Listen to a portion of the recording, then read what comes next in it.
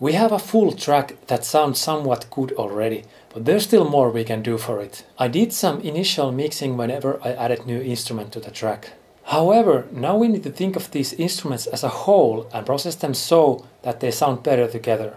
That's what mixing is for me at least. Mixing is a very deep topic and I'm no expert by any means. But along the way I have learned few tips and tricks that anyone can do to improve their mixes. Now I'm gonna go through my mixing process step by step. So let's get started.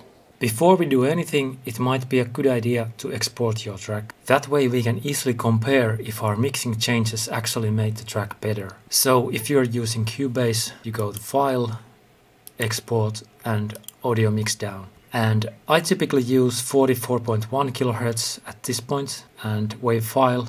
And in Cubase I can choose to insert my exported track to a new audio track within this project.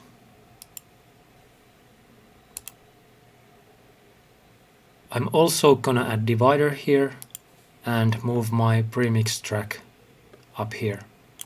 And I will move my ruler up as well and my master channel. And now this project is a little bit tidier and we can easily reference to this premix export.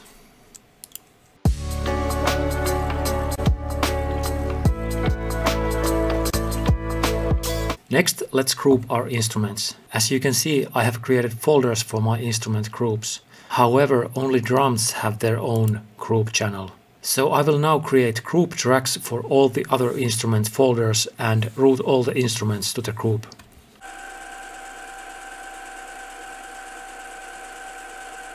I have only one instrument in my synth folder, guitar folder and bass folder, so there's really no point of creating group tracks for these. I will also zoom out my tracks so I can see everything at the same time. Okay, in my opinion, first stage of mixing is gain staging. And gain staging means setting all your volumes to a level that leaves enough headroom to the mix. If you're using Cubase, you can open and close mixer window with F3. Now play your track from the loudest section and pay attention to your meters. In here, check all the individual meters and master meter and make sure nothing goes over 0 dB, because that's when you start to get distortion.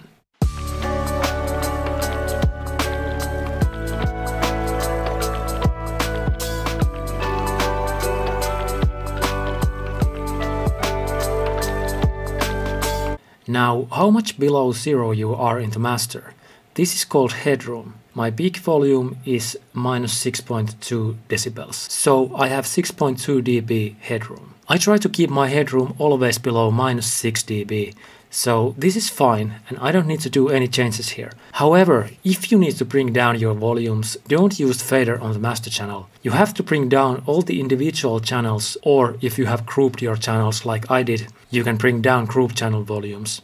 Now that I know I'm in the ballpark in terms of master volume, I will just do some fine tuning. I think this one uplifter is still a little bit too high on volume. If you hold shift while moving this volume fader, you can move in smaller increments.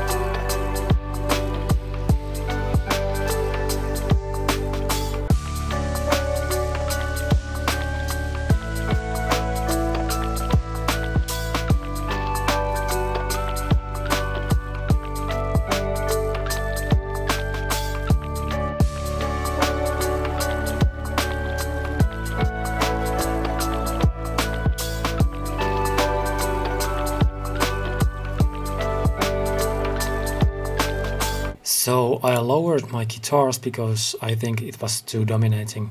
And I brought my piano up a little bit and also lowered pad and bass. I also lowered my counter melody a little bit. Next, let's look into panning and stereo image. Is the sound coming more from the left or right, or is it completely in the middle? First thing that I like to do here is to make sure that my low end is in the middle. So that means making my kick and bass mono. In Cubase you can just add mono to stereo plugin and press this mono button, and now this channel is completely mono. I'm gonna do the same thing with the bass. You might ask why we make our low end mono. Well, if you have stereo widening in your low end, you can easily get phasing issues that can really mess up your bass. It's a little bit advanced topic, so I'm not gonna talk about it here. However, if there are some rules in mixing, one would be to keep your lowest frequencies mono. Next we can work on other instruments than kick and bass. There are basically two things we can do here to change the stereo image. We can either change instruments panning to the left or right, or we can use different techniques to increase or decrease stereo width of the instrument. When I turned kick and bass to mono, I decreased stereo width. Using panning and stereo widening can help us separate clashing instruments in the mix. Let me show you an example. I have 3 melody layers on top of each other, and they sound kind of messy together. Well, let's leave this main melody where it is, but let's move this counter melody to a little bit of left or right.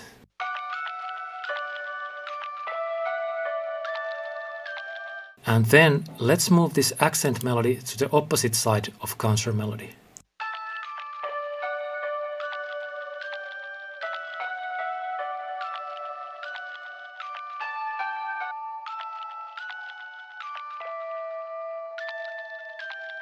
Now we have more interesting stereo image, and also these instruments aren't clashing so much anymore. After panning you might need to readjust volumes a little bit, as you might perceive some instruments louder now that they are separated better.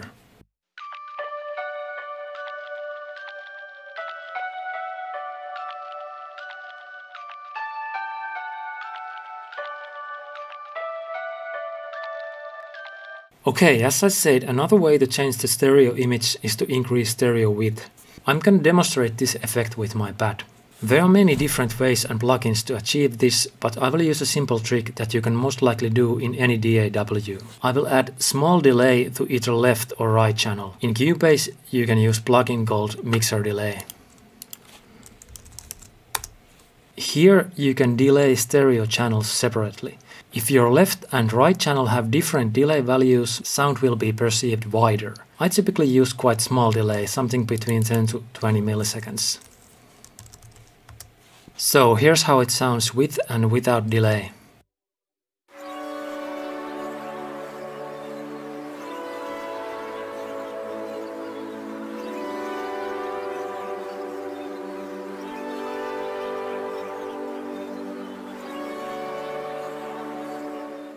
However, you have to be careful when using stereo widening.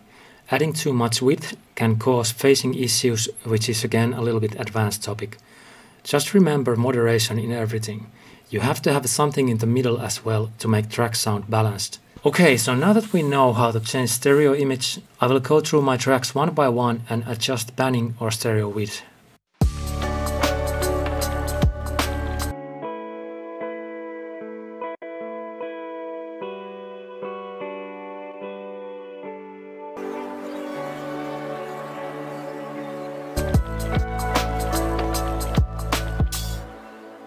Okay, so I added a little bit of width for the guitar as well.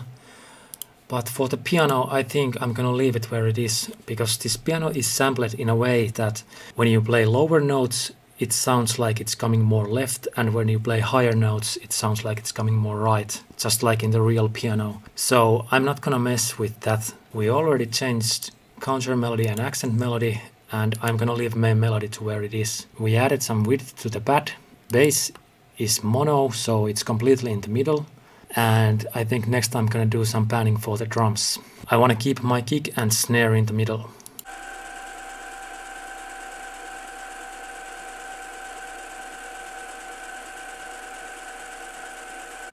So with drums I panned closed hi-hats and shakers a little bit to the opposite sides. And I also added some panning to these Foley sounds.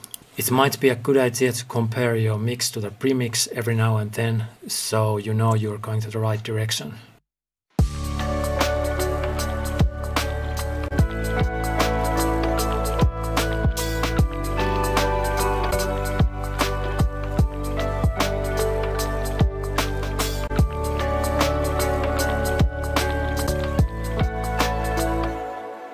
I think I'm going to leave most of these effects to where they are panning wise, but there is one point where these two uplifters are playing at the same time. So I think I want to pan these to the opposite sides.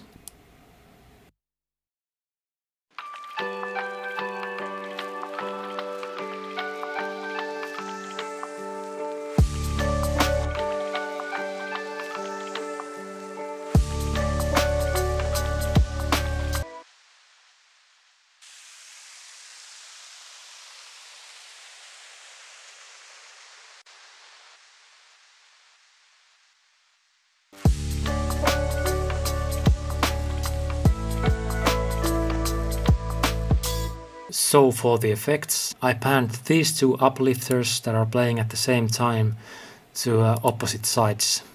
And I added a little bit of stereo widening to this downlifter. Okay, next let's look into EQing. I have done some EQing already, but that was for the individual tracks. Now we have to look at the big picture and think about what instruments are clashing here. My melodies are around the same frequency range, so they are clashing and I'm gonna work on these first. Let's look at the main melody. I will play with the EQ and try to find frequency range where this sound is represented best.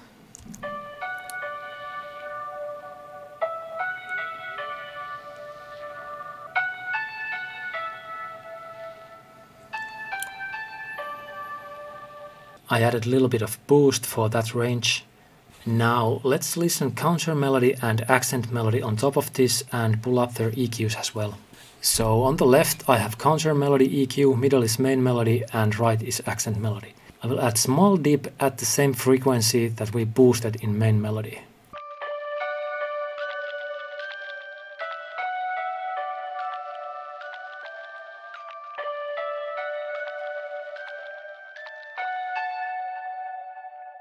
Okay, I think this clears some space for the main melody. Let's also listen if there's something we want to boost in the counter melody or accent melody.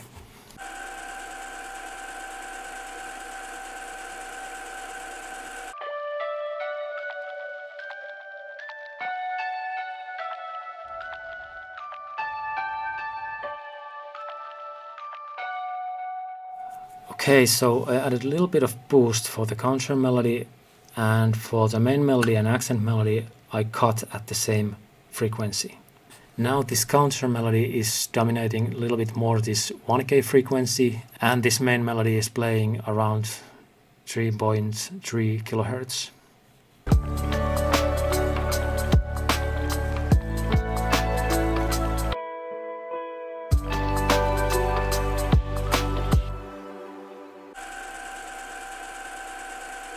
For the guitar, I'm clearing some space for the counter melody in here 1K range.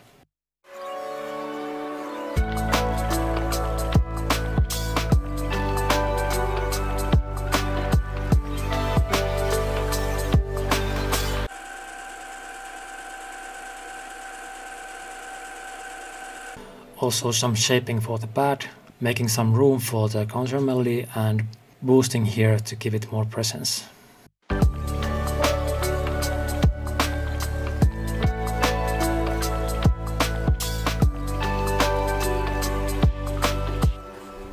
Bass plays mostly here in low and low mid, so I don't think I need to touch this EQ at all.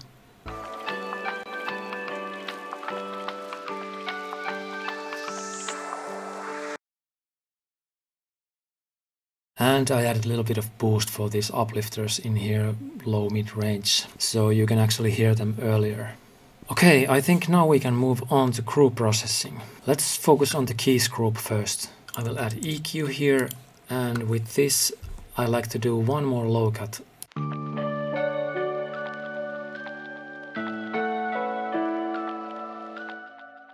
Then I will add compressor. For group, I will use Cubase's vintage compressor instead of regular one. This kind of compressor has a little bit more character, and that's what we want for the group. When all the group elements have that same character, they sound more uniform and more like they belong together. Once again, play the track from the loudest section, and with this I will aim for around 3 dB gain reduction.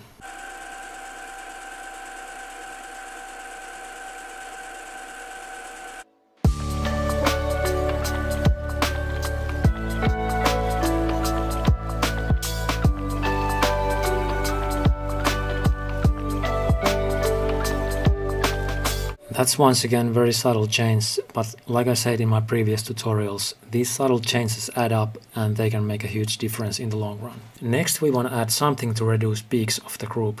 If you remember from my melody tutorial, I added a couple of limiters for my melodies to reduce the peaks. In here I will use Clipper instead.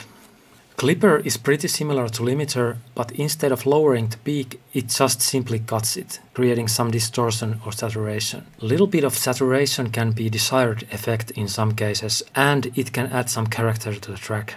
And of course it reduces our peaks, so it's win-win. So why do we want to reduce our peaks, you may ask? Well, it becomes more clear in the mastering stage, but basically we can push track louder if it doesn't have too high peaks. Of course you have to keep moderation in mind with peak reduction. If you smash all your peaks, your track loses its dynamics. For the clipper I'm gonna use Standard Clip by Sir Audio Tools. This is a secret weapon of many mixing engineers, and it's really cheap. I think it's like 25 bucks or so. I'll leave a link in the description. For my mixes I typically use Soft Clip Pro algorithm. I will listen my track from the loudest section and start pulling down this clip fader.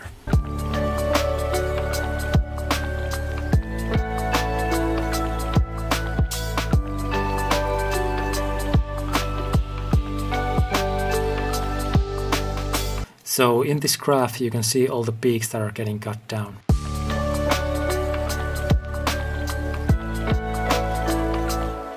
I don't want to push this too hard, just a little bit of clipping for each group makes our lives easier on the mastering stage. Now pay attention to this keys group meter. It has -16.4 peak level, and what if I turn this standard clip off?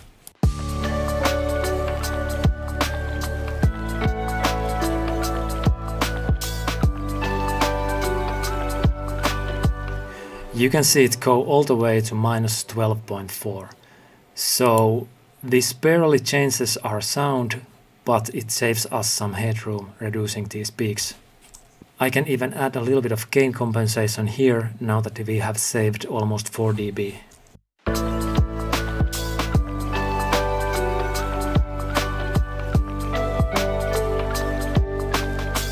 Okay, that's it for the keys. Let's move on to other groups. My drum group is already processed. I did that in my drum tutorial and I'm quite happy how this sounds, so only thing I'm gonna do is to add standard clip here as well.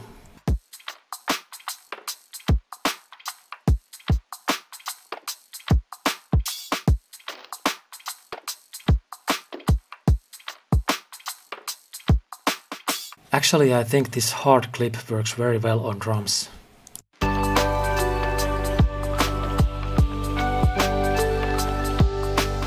Then let's move on to FX group.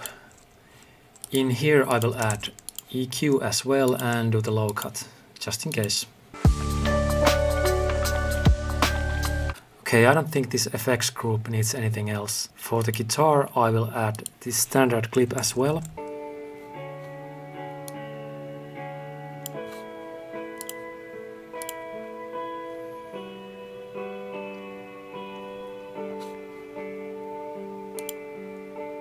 Okay, I don't think this pad needs any clipping, since it doesn't really have any spiky or blocky sounds. So now we have our peaks under control. Final important step before moving on to mastering is to take a break. Rest your ears, because they do get fatigued when you're producing and mixing. It would also be ideal to keep multiple breaks in the middle of mixing sessions. For this tutorial's sake I pushed this through in one go, but I will now take a break before mastering this. So let's hear this second drop once more before the mix and after the mix.